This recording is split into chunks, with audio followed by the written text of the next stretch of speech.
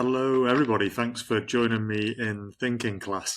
My guest today is Tom Hancocks. First and foremost, Tom is my friend.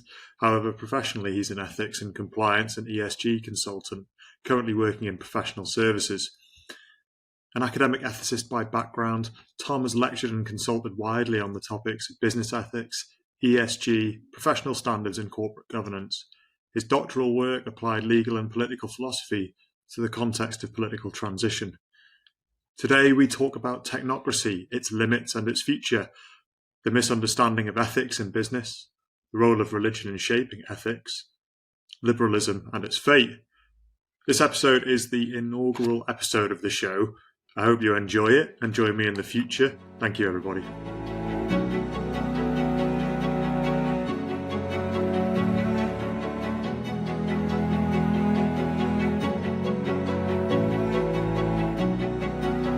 Welcome to Thinking Class, Tom. I'm not going to be so high-minded to suggest that I'm going to be teaching you how to think today. You're definitely the more learned of the two. So welcome, and thank you for coming to the inaugural episode. Thanks very much, John. Thank you for having me. Yeah, you're most welcome. You're most welcome. We've spoken many times, Tom. We've never pressed record, and thought you'd be an excellent person to start Thinking Class with. We've spoken loads and loads due to our shared interest in ethics and philosophy, the history of those two academic disciplines, as it were, but specifically about the practical consequences of it.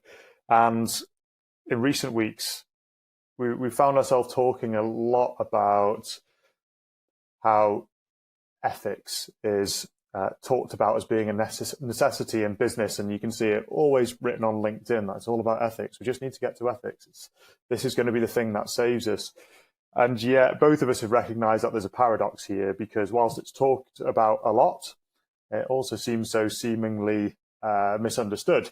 And amongst other things, today I wanted to dig into why that might be the case. And apart from that, I think it would be really good to get into discussions of technocracy and why that seems to be a dominant form of governance. And I know both of us have a shared interest in how sustainability policy is getting rolled out and what this is starting to mean in the real world. So I think we've got some interesting discussions to be had today. And whilst we act as though our values, assumptions, and ethics are self-evident, they are anything but. So let's dive into it.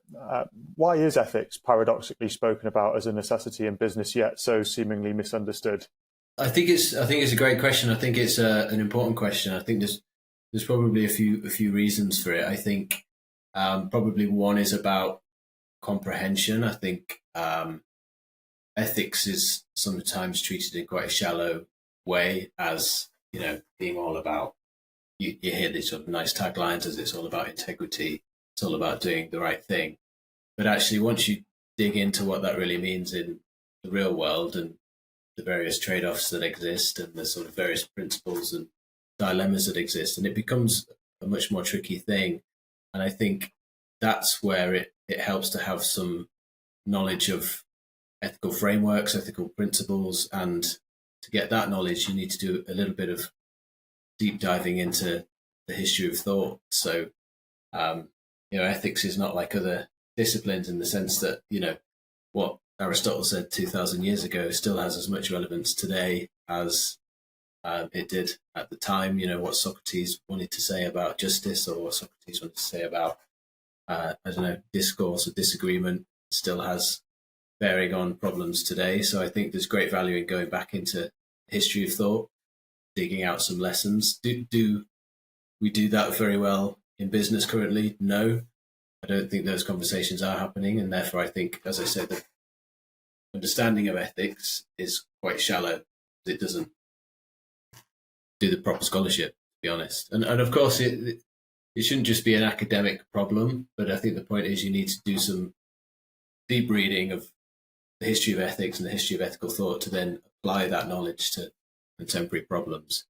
I think that's part of the reason it's misunderstood, is comprehension. I think quite often ethics is, in the business world, it's seen as a sort of risk management exercise. or it's seen as a sort of, well, you often hear a phrase, ethics and compliance. But ethics is fundamentally different to compliance. It's about sort of understanding sort of ethical principles and how they inform decision making, where that's quite different from an exercise of, reading a statute book and understanding what the law is. So I think there's a bit of a category mistake when we put ethics in the compliance box, and actually it's a much more sort of deep conversation about what principles we want to embed as an organization, which might be quite different from our sort of legal responsibilities. So I think it's partly that, and I think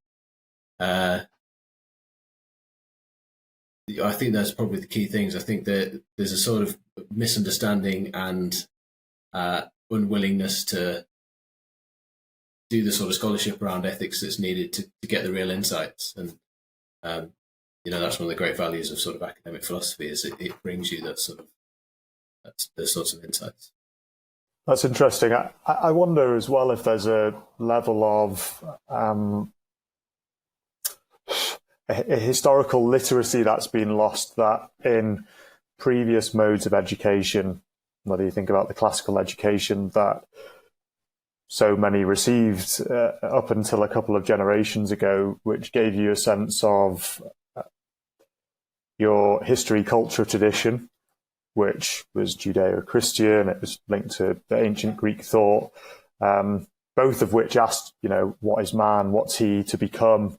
They were focused on habituating virtue, orienting towards the common good. There was a notion of the common good, which you could feel and see embodied from those two traditions, whereas now they're abstracted from that. And then they both also focused on self-negation. So it wasn't just about freedom for freedom's sake, but freedom with limitations as a way in which that you could be creative and do good and do right by others. And it was about character development. So that seems to have morphed a bit now, where ethics become influenced by the business school mindset, control, abstractions, logical thought, plans, procedures, and focused on things like value creation rather than values. So what do you make of that idea that there's a historical literacy that may have been lost? Yeah, I think it's a really interesting point, and I certainly agree with you that I've always been a bit skeptical of treating ethics as just an audit exercise where you sort of build controls around frequency of training and do you have a policy in place? Yes. Okay, we've done ethics. Brilliant. Let's move on. That sort of mindset, which is, as you described rightly, is a sort of business school mindset, or at least a risk management mindset, where you treat ethics as a sort of procedural matter rather than a more substantive organizational purpose type thing. I certainly agree it feels very shallow, to go back to the sort of previous point. That's not really what ethics is about.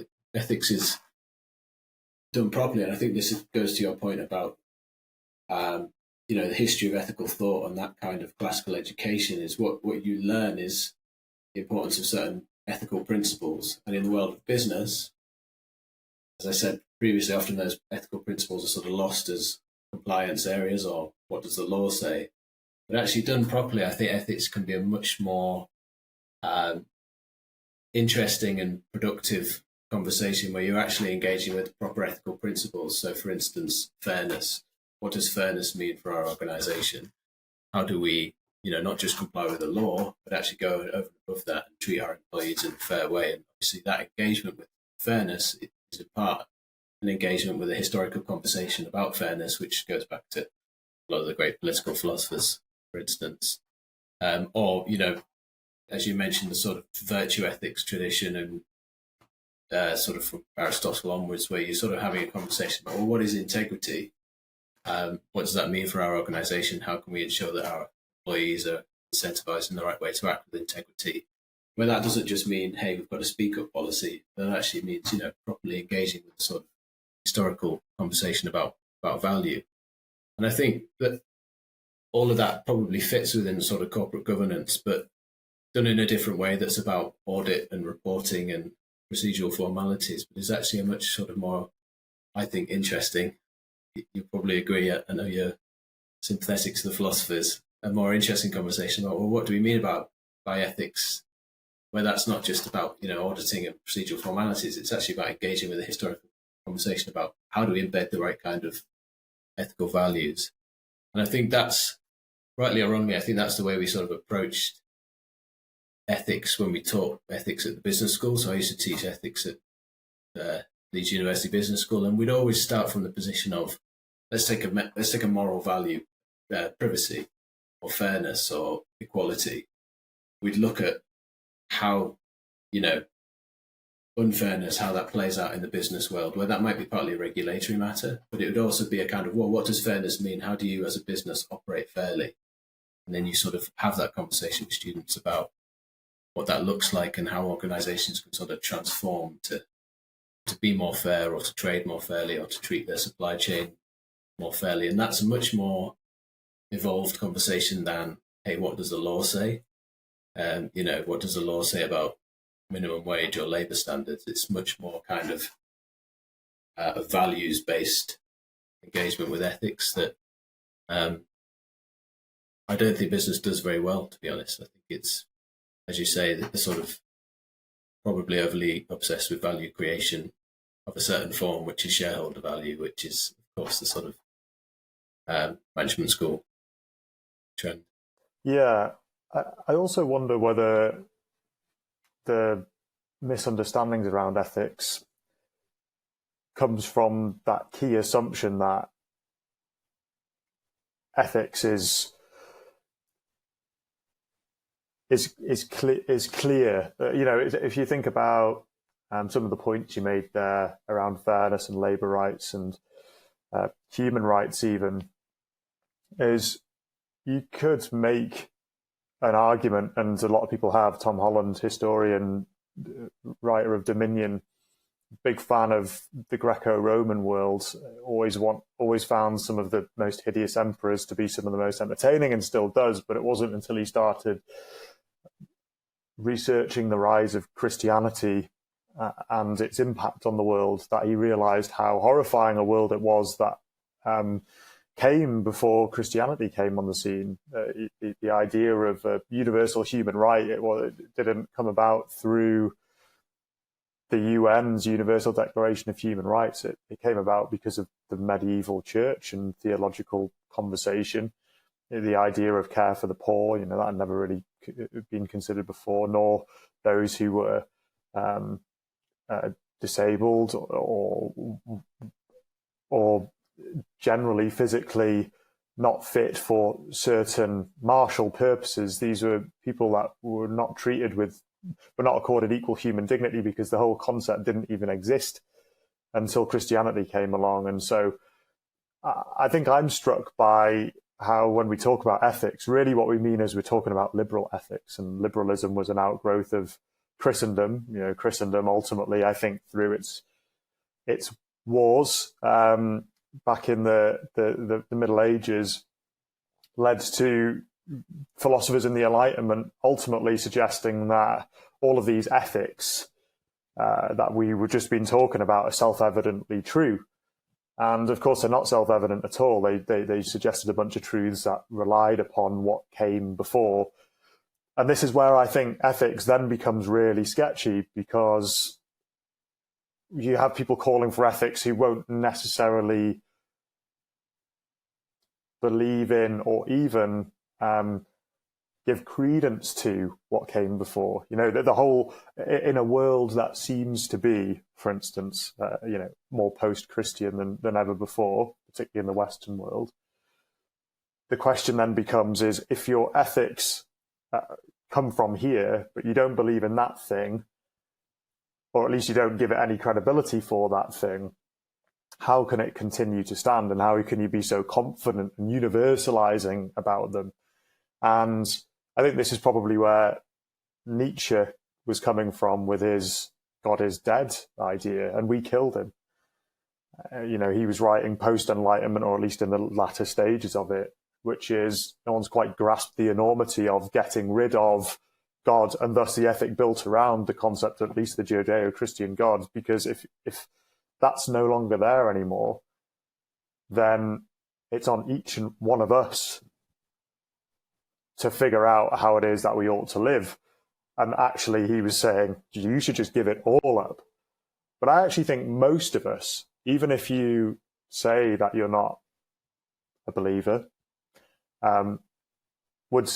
would be quite scared about that world that Nietzsche almost challenges you to go into, which is give up everything that was attached to this over here, because you can't have one without the other. And yet, I think everyone, whether or not you're from the traditions at all, will see that this world that has been created around it, for all its flaws, those ideals are certainly a more dignifying way to live and be treated than we'd otherwise have. What do you make of that? Yeah, I think there's a lot to say, and conscious probably don't have time to say it all, but I think probably two thoughts, maybe three thoughts. One thought is I think I'm very sympathetic. So I completely agree with your point that, look, there's a lot. One of the frustrations that people have with ethics is there's a lot of disagreement. There's certainly disagreement amongst academic philosophers about what ethics is and what the right moral theory is. Utilitarians, deontologists. There's a lot of rich disagreement there. Some people say, look, they sort of throw their hands up and say there's no clear answers, therefore that we should just kind of, we can't go to moral philosophy to get clear answers. So I get that. I'm sympathetic to the view that actually we should design our governance and our institutions, and to a sort of greater extent our societies, in a way that allows for lots of different worldviews. So I think I think certainly I agree a lot of our institutions and values are built on a sort of Judeo-Christian tradition. Democracy comes from the Greeks. So there is that sort of trend, but I also think there's great insights from Eastern philosophy as well. I think you have to design institutions, modern sort of liberal democracies, in a way that is sympathetic to different worldviews, to different ethical viewpoints, because a functioning liberal democracy is one that can sort of accommodate minority viewpoints and afford them the same respect and dignity as majoritarian viewpoints. And so I think it's very important to a few things. I think, one, there are different ethical systems or different ethical values around the globe. That's a sort of fact of the world.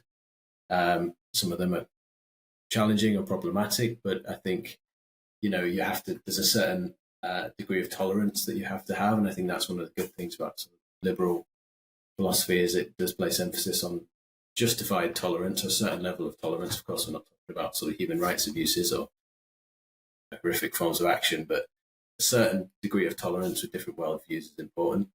And so I'm sort of sympathetic to that kind of view. I think it broadly, sort of in terms of the political philosophy that I'm into, it's sort of broadly the social contract tradition, which is Hobbes, John Locke, probably John Rawls more recently. And Rawls' political philosophy is great in the sense that it's kind of about how you build a society when you have a fact of the matter that people have different worldviews. You have Christians, you have Hindus, you have Muslims, you have people with completely different sort of theological. You have a lot of people who don't believe in religion. How on earth do you build a society given the fact of that, these different worldviews? Well, it's not an easy task, but you have to, afford everyone sort of equal rights, equal dignity. You have to afford them a sort of reasonable platform, and you have to sort of build institutions in such a way that you can kind of accommodate for people who are very diverse and very different. And I think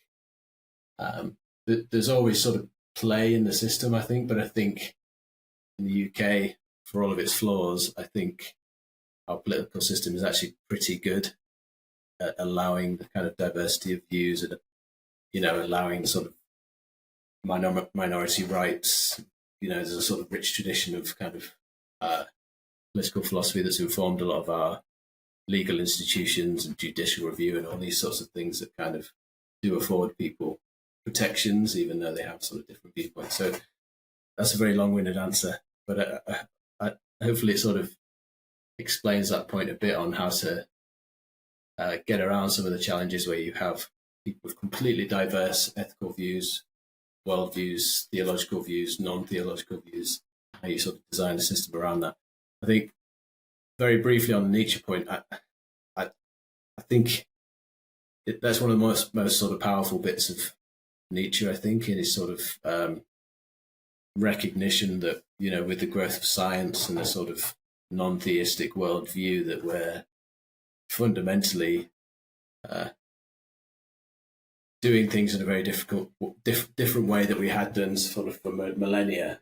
The sort of rise of non-theism or atheism. We're still sort of wrestling with the consequences of that. I think that's certainly true. I think there's one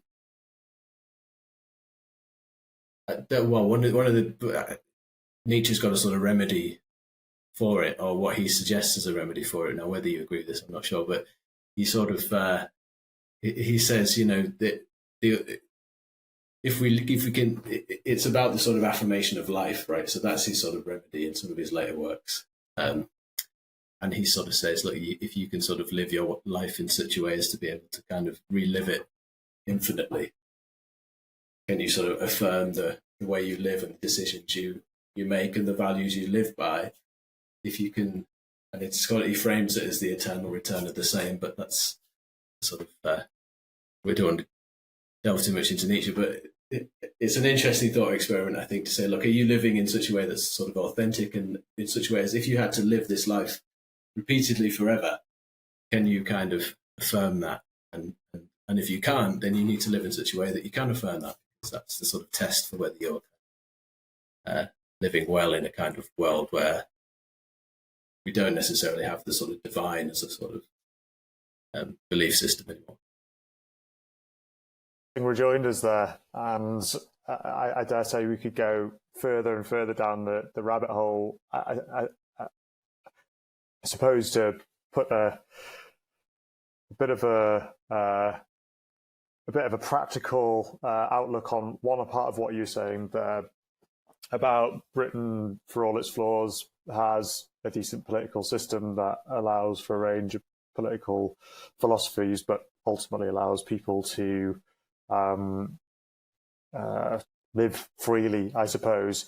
I've been reading a book by Dr. Rakib Ehsan this week called Beyond Grievance, What the Left Gets Wrong About Ethnic Minorities. And what he tries to say within that is that we too often see minorities as downtrodden and oppressed, but from all of the social cohesion research that he's done as a PhD student and also as a British Muslim Bangladeshi ethnic background, is a great number, and I think it's something like I don't have the numbers. I don't have the numbers on me, but a large number of people who are first generation immigrants, for example, something like over 70%, are happy with the freedoms that they're accorded. They appreciate the liberal democratic society that they live in, and that it affords them opportunity for success and to live how they want to live. And that, I think, is something that we ought to recognise in a world that it feels to me like liberal democracy could well be on its last legs. I don't think I'm the only one to say it, and there are a lot of political philosophers out there who would. Ultimately, I think we might have lost the ability to tolerate difference at this stage, at least different worldviews. And anyway, that's definitely a larger discussion. On the Nietzsche point, I think where he departs, the main way he will depart from all of the ethic that we've spoken about, is that he's all about self-creation. And I don't think that's possible, ultimately. I don't think it's possible to self-create, because we're all born into something. We're all influenced by the world around us. And to try to self-create as though you're a blank slate, I don't think is possible. And those ethics, values, ways of seeing from Athens and Jerusalem, what they posited was that actually the universe, the cosmos, is full of order and meaning, and it's our life's work to discover it and then conform to it. Whereas someone like Nietzsche and followers of Nietzsche, and I dare say, and I wouldn't be the original person to point this out, is that there are many who just see the world as raw material, that our lives are a blank canvas to do what we want with it, that meaning can be created. And that doesn't nod to lots of ways that we've seen ourselves as humans throughout the course of history, which is, ultimately we do have identities that are ascribed to us at birth due to the duties and obligations that we have to live out from the people that we're around, the cultures, the civilizations that we're a part of. And so I don't know how you would get to Nietzsche's self-creation, blank slate, this idea of self-creation and living out a certain life for infinity, and to be happy with that without an idea of what values are worth living. And I would say that Judeo-Christian ethic that exploded and became a worldwide phenomenon, going back to that Tom Holland example, is he would say that we've no idea how bad things were before this came along. People weren't treated with dignity, and we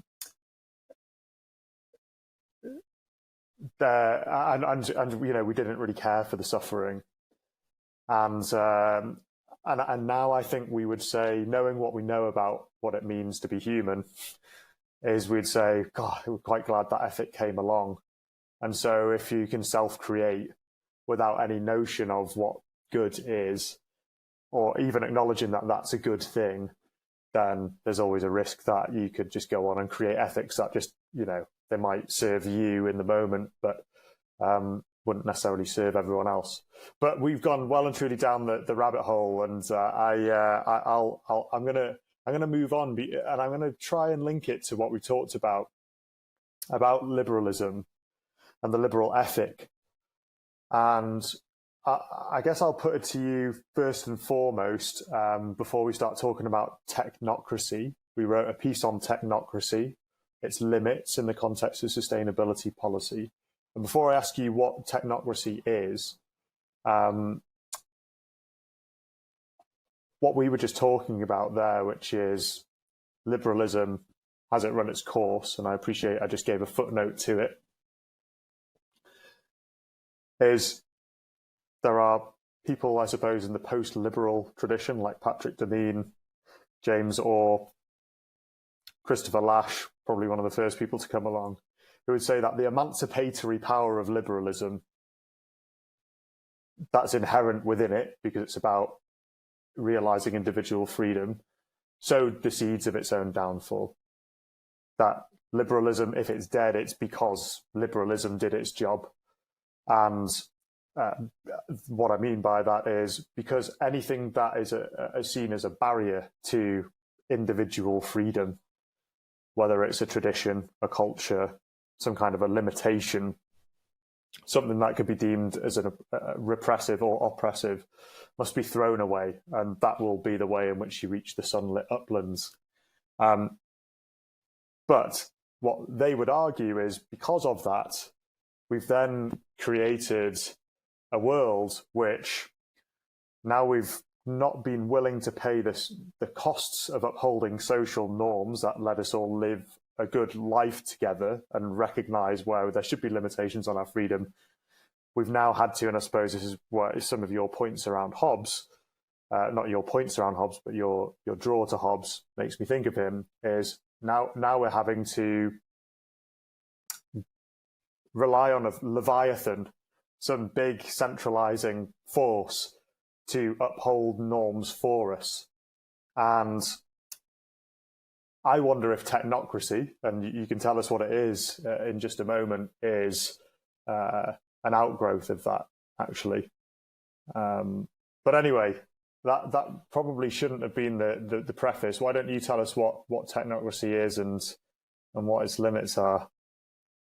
I think let me just sort of touch on the liberalism point, because I think I'm perhaps a bit more sympathetic to liberalism than you. So maybe this is a good opportunity to sort of show how kind of good political philosophy works, where you have a disagreement on. So I think I certainly wouldn't call myself a libertarian. Am I a liberal? I'm probably a bit of an old-fashioned liberal in the sense that I think that individual freedom, while not the only thing that's valuable in life, is important.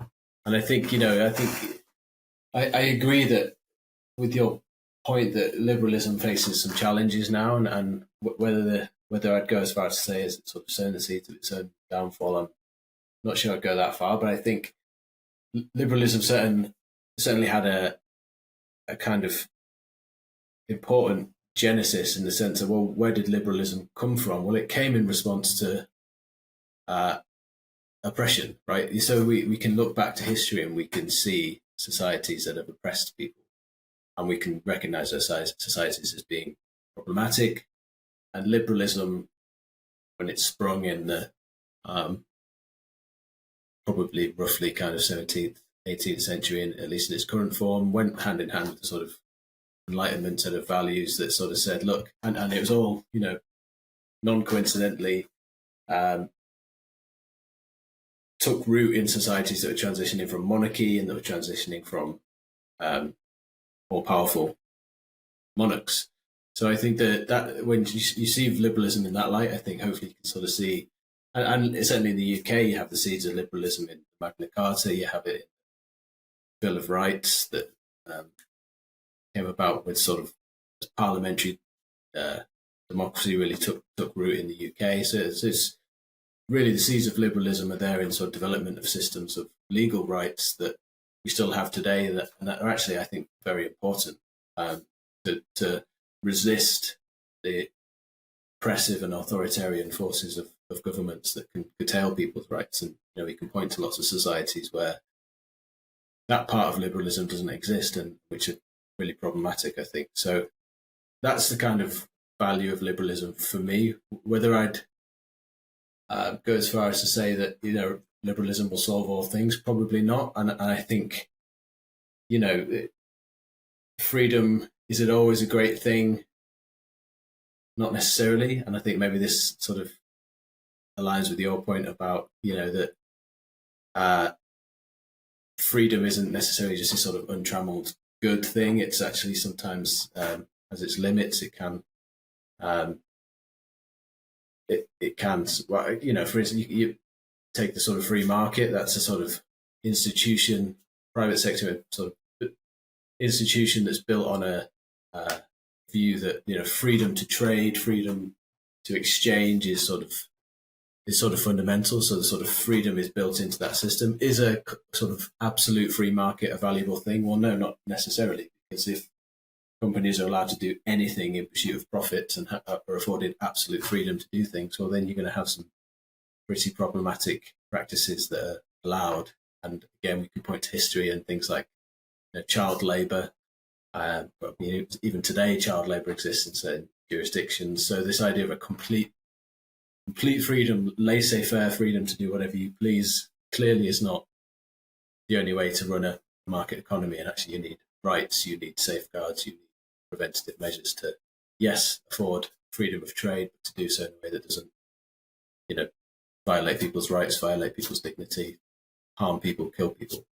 So I think that's very briefly on the liberalism point. I'm probably a sort of maybe call it a side-constrained liberal, in the sense that I think some level of individual freedom is important, and governments, societies should reflect that.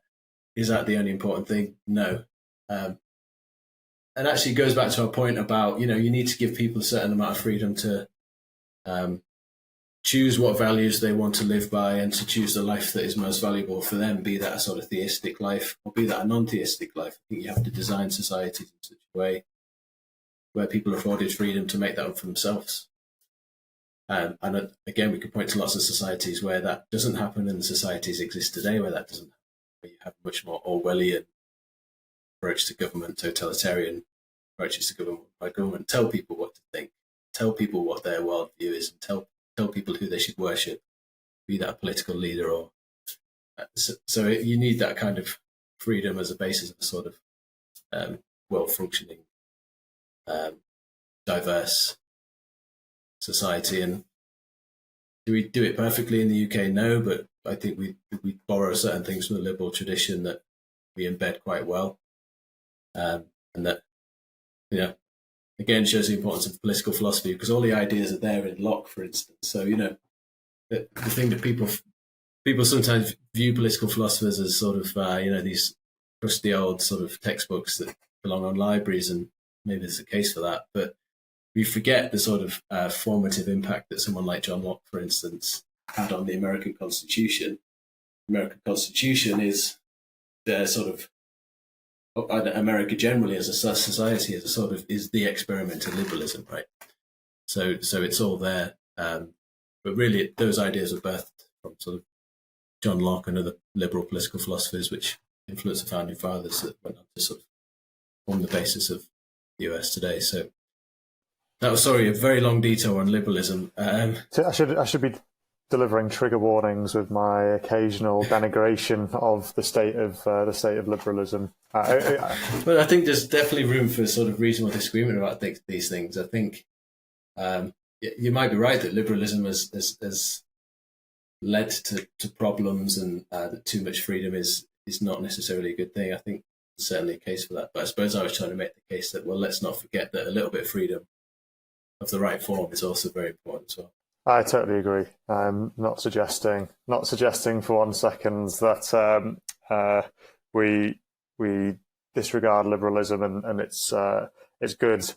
I suppose that's going to be a key thing moving into whatever this future might hold. I mean, we'll probably need to put a pin in it. I think liberalism probably has run its course, and I think we are starting to work that out now. And I think this is partly because, we now talk about these things as we've been doing today, and these abstract theories and concepts, but in reality, it was named after post hoc. These things were named post hoc. They were embodiments and practices that people lived out, and they became to be called things like liberalism. But ultimately, they came about through an embodiment of practices, and in this case, from things like Christendom being a part of what everyone did. It wasn't like a top-down imposition. It became what it was because of local ways of doing and seeing. And I would say with the passing away of those ways of doing and seeing, because we do less of those things, we don't embody those practices so much. Yes, we might have instantiated some of these things within our institutions. There are a lot less people who believe in them. And that then leads to a bit of an issue. And also when it all becomes about just enabling people to satisfy their desires, and that's what the state becomes all about, is how is it that we knock down any barriers so people can continue to satisfy their desires, express themselves how they wish, and self-create. Is in the end, that is always going to end up having a bit of a conflict with the common good, when you've got no such thing as restraints. And I think we can see that, we've got a denigration of tradition more broadly, I would say. We do have a bit of a problem with history. We generally view history as just nothing but bad and oppressive. And I think it's true to say that most people wouldn't choose to go back in history and say, this is a better time to live than now. But there are probably ways of seeing, doing, and one, seeing and doing that we would like to see, and see back again, and we'll probably benefit from it. But two, all of the things that we're getting to benefit from today is ultimately the afterglow of what's come from before. And so I think throwing those things on the scrap heap could be a problem. But I want to get onto technocracy, And we've written about it in the context of sustainability policy, and I think I think it'd be worthwhile just unpacking what it means before we talk a little bit about what we think its limits are. And we can bring up some examples from what we're seeing with regards to the fight against climate change, for example, and whether we think they're worthwhile. But then it would be good to get into, well, what would come after that if that isn't always going to be the way of doing things, because it does seem to have gained supremacy somewhat. So what is technocracy, Tom? Yeah, well, and I'll also sort of pass back to you as well to get your thoughts. So we wrote a piece on technocracy. I think very broadly, it's a sort of a view of government slash governance generally that places a lot of weight on sort of centralized political power. A lot of emphasis on the voices and opinions of technical experts, so academics and bureaucrats, civil servants, and it places a great deal of emphasis, clues in the name, I suppose, on technology, technological solutions to human problems. And I think I'd give a sort of qualified criticism of technocracy, and I think this is what we're trying to do in the article. Is not so much to say, look, we need to do away with technical experts. Clearly need them, and I worked in the university for 8 years, and I certainly believe in the importance of technical expertise across disciplines. I think it's really important.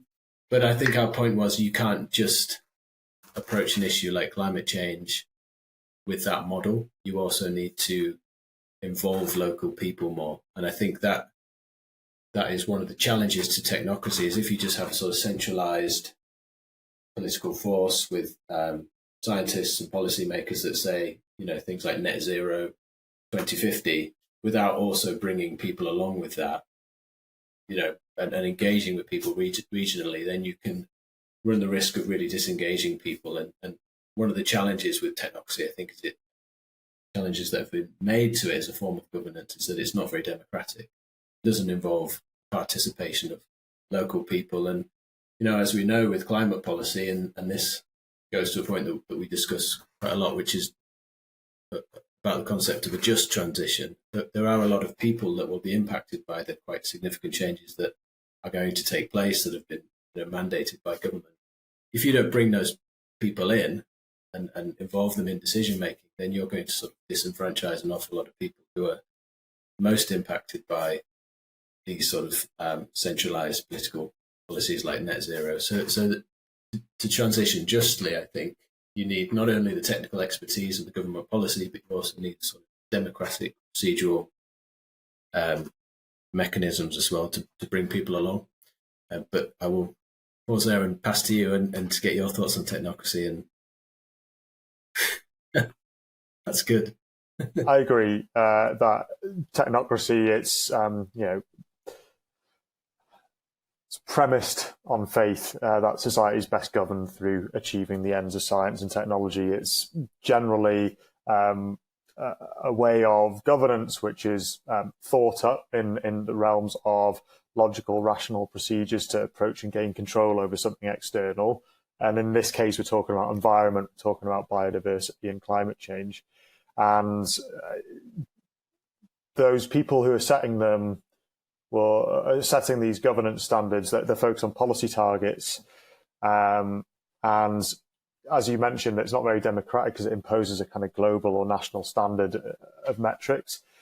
And I think the reason why it's a problem is those making technocratic decisions are generally sitting in some distant cosmopolitan urban centre. They don't see the rhythms of daily life. They take a one-size-fits-all that takes no account of geography, environment, or culture. And I think even sometimes the technical expertise becomes so siloed that it's unable to speak to other areas, well, not just academic areas of discipline, but just other ways of being and doing and seeing. And I think let's take, for example, some practical consequences that we've seen in response to technocratic governance. So you and I wrote about it in our article, is in the Netherlands you had the rise of the Dutch Farmers' Party, which came about in 2019 in response to nitrogen reduction targets set by the Dutch government in line with EU, World Economic Forum standards, and ultimately the Dutch farmers, having been in communication or collaboration with those parties for a few years, felt that they were now being asked to do more that was basically impossible, and were then having certain penalties set if they weren't going to meet them, which would effectively put them out of business. And this led to a pushback. They effectively were saying that it was impossible to meet the targets. And I don't think it's a wise thing for us to be coming up to targets that are ultimately going to put people who produce food out of business, and then leave us to rely on global supply chains when you could have had things produced within your own country, or at least close to you in a neighbouring country. And there are examples with this in Ireland with cows being put up for culling, 200,000, I think, in the next 3 years. The Irish government would like to see to meet methane targets. And John Gray, a political philosopher we've spoken about before, he sees net zero as a kind of politics of narcissism. And in a couple of weeks' time, a friend and colleague of mine, Yanku Daramus, who's a head of sustainability at a private equity firm, he disputes what John Gray writes in his article. But basically what John Gray says is, for the likes of UK and Ireland and even the Netherlands to be fiddling around at the edges with some of these metrics and targets, when in the reality of the impact that we're going to have, say, 100 years hence from what we're doing now, it's infinitesimally small compared to the great powers of the world and those with huge populations. And so he said, look, we could drop into the ocean tomorrow and we're going to make not a jot of difference. And really what we ought to be doing is, instead of spending so much money on bureaucratic solutions to measure and report and shut down the odd farm here and there and kill off our livestock, is we'd be better off trying to adapt to any runaway climate change that's right here. So that's going to be like actually getting proper energy systems in place that provide you with the things that you need now. But on top of that is, let's get ready for rising sea levels. If we think they're going to happen, let's make sure that our physical security is set, because if it's here, it's here. And making these kind of draconian laws and regulations is not going to help in the long term. So yeah, I think. Go on. Sorry, I couldn't. No, if you got something to say something.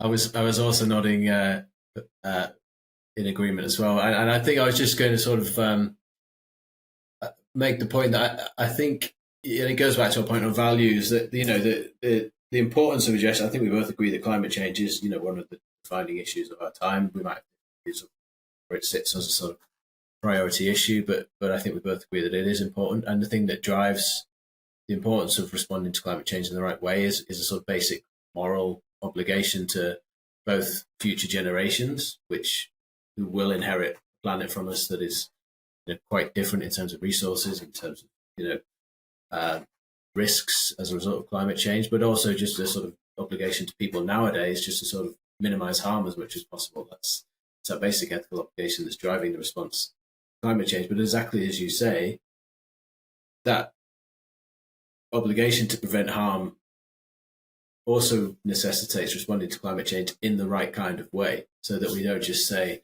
climate change is the only morally important thing that we do or that we respond to as a society, therefore let's put all of our energy and resources into that. There are a broad range of other challenges, some of which come from top-down policy making that's not sensitive to the hidden impacts of that kind of policy making. So it goes back to a point that we often talk about, which is ethical trade-offs. So the way that we enact change is really important, because there are often clear and also hidden risks that come out of how you approach certain large-scale societal changes, such as the energy transition. So I think being really sensitive to those trade-offs, all of which is captured under the idea of just transition, is incredibly important. And we need to focus in on sort of hidden harms, be that to people's livelihoods, be that of not affording people a sort of democratic platform to express their views about how to respond to climate change, in sort of, not just in London, but in regional formats as well.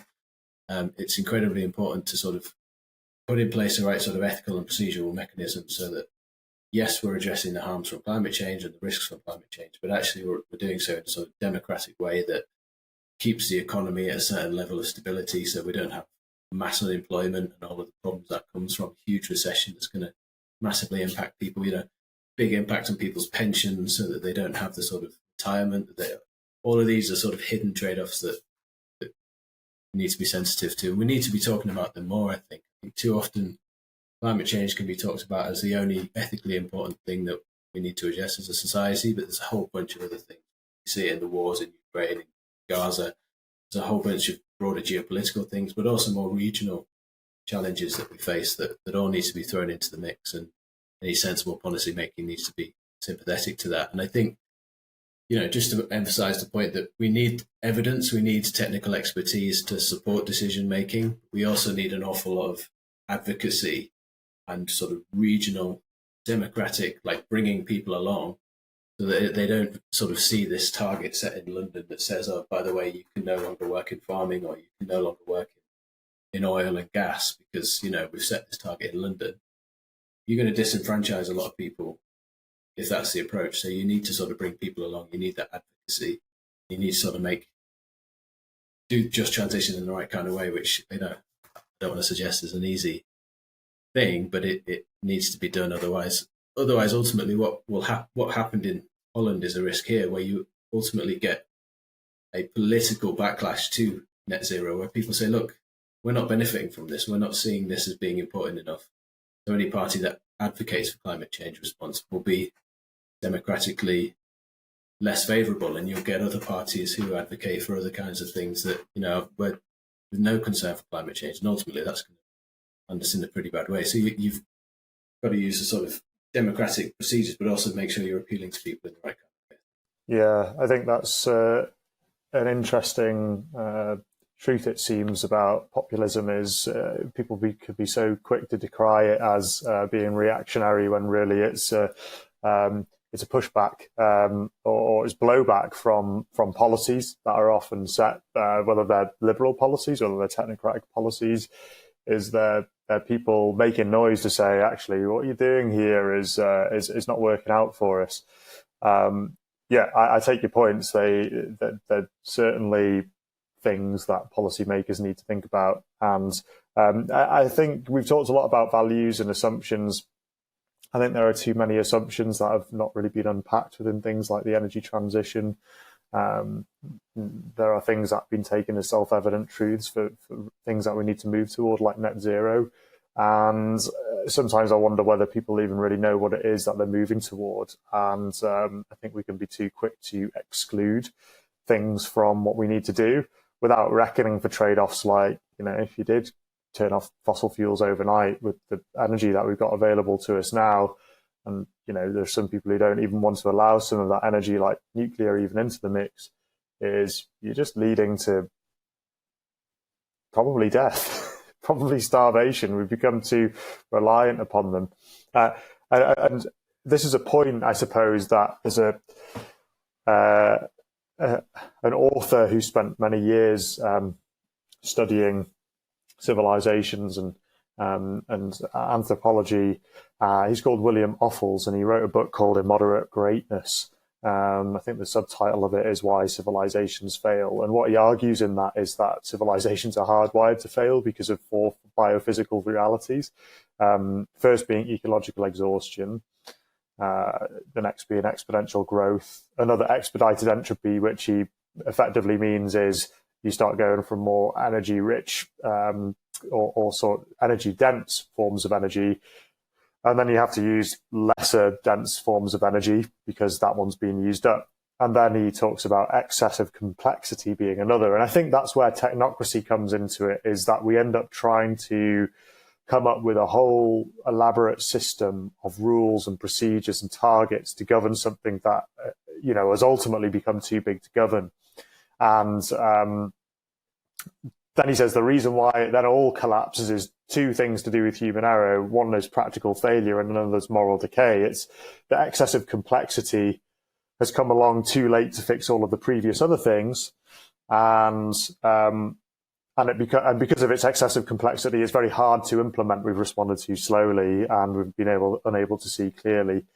And also, there's moral decay, which is you have people who no longer believe in what came before because it's no longer serving them.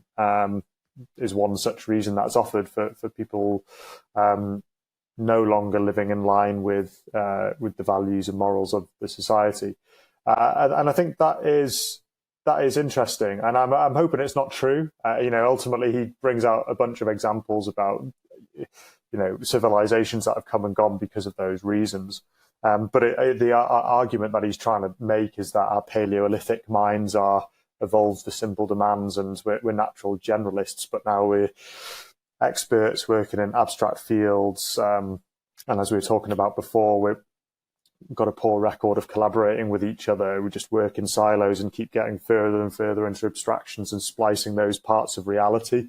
John Gray made another good point, actually, and I brought this quote along because he talked about the revenge of the technocrats, and he wrote about this when Rishi Sunak became the prime minister, once he became the leader of the Conservative Party, thus joining Sir Keir Starmer as the head of his respective party. And Keir Starmer is renowned for his technocratic solutions. And John Gray said, despite, this isn't a quote right now, but he was talking about there's this idea of them being adults in the room, competent administrators, despite the repeated failures of sovereign debt crisis in Russia, financial crash of 2007 and 8, quantitative easing that follows, 20 years in Afghanistan. And his quote is, they think of themselves as the way of the future, but their future has melted down. It's not there anymore. Their future's gone. Their future was one in which the whole world would marketize, in which geopolitics would surrender to geoeconomics, global markets. All the states that were emerging, China, Russia, and others, would see that their advantage lay with integrating into the global market. Geopolitical struggles would attenuate. They would still be there, but would become less important over time. The opposite has happened. The global market doesn't exist the way it seemed to exist then, and it's certainly not evolving towards this global market stability that they expected. So the fundamental problem in this nostalgia, this Osbornist technocratic project, is that they're adapting to a world that no longer exists and isn't coming back. It's a hopeless nostalgia. It's powerful. There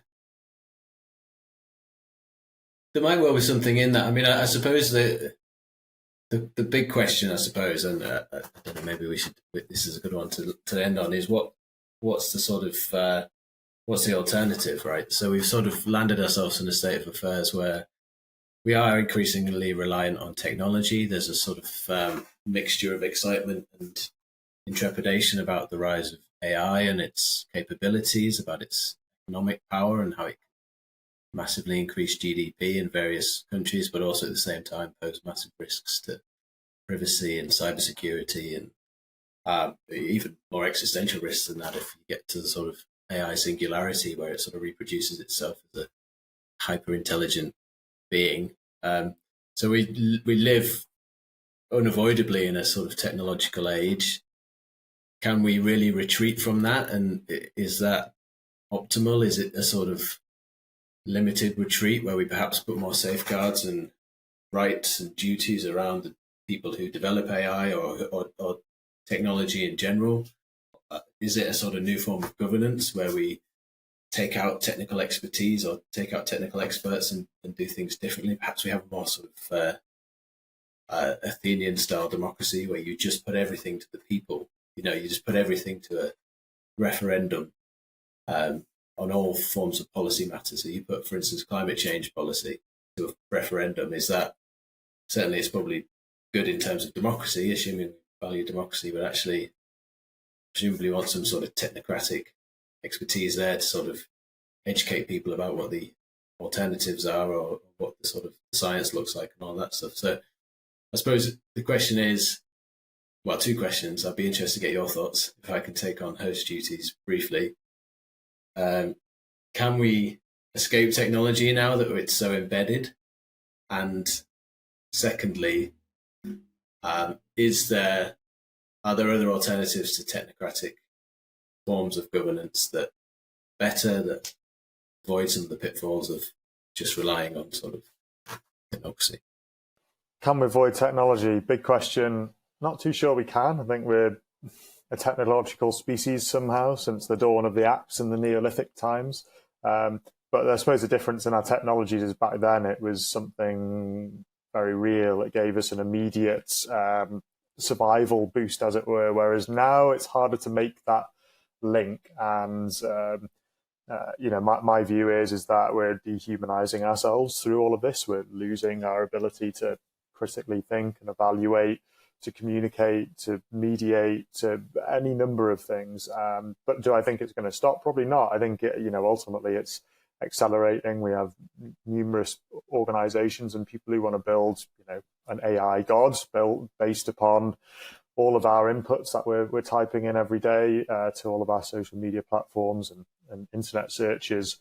And I think it's so utterly changed everything that we do and see and how we interact with the world and with each other. I think it'll be very hard to move away from it. That said, I do think there's a general malaise or a despondency in some respect with some of this. I think people might be reaching, or at least a saturation point. For those who've been very online, there are more people getting dumb phones, for example, and people who are trying to spend more time giving themselves boundaries so they're not always online.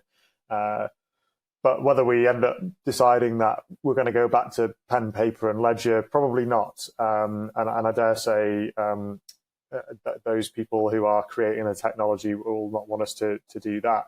But I think there are a great number of reasons why we might want to get into some heavy limitation of it, not least because of information warfare and the apps like TikTok that are now being used by foreign adversaries to effectively just ramp up propaganda and that just create attentional deficits in the people that use them, which is kind of what I mean about this dehumanizing impact, and thus a problem with what's then going to happen in society with the people who ultimately end up governing us. So it is a bunch of problems that I think we're going to start reckoning with. And I think you can see that there is concern amongst at least pockets of the political class about this. When we'll start grasping the nettle, I don't know. But no, I think technology is here to stay. We are,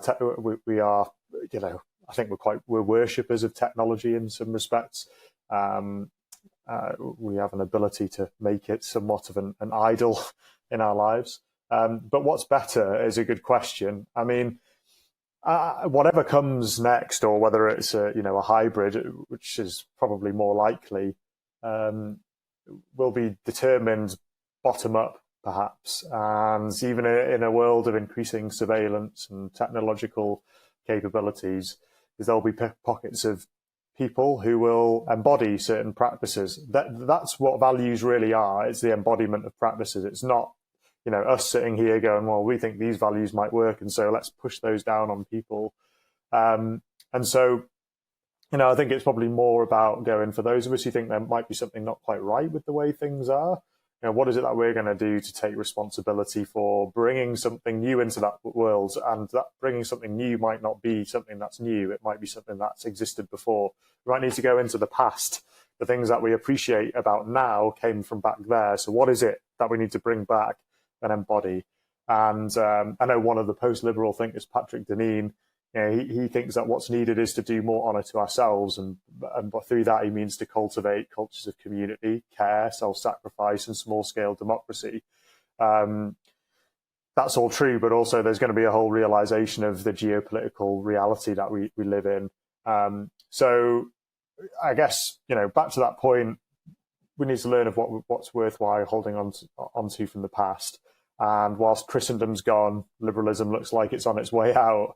there are reasons why we might want to fear that. And actually, if there's anything within those traditions that we value, we probably want to save them and start living them. Agree with that point. Thanks. That's a good way to finish.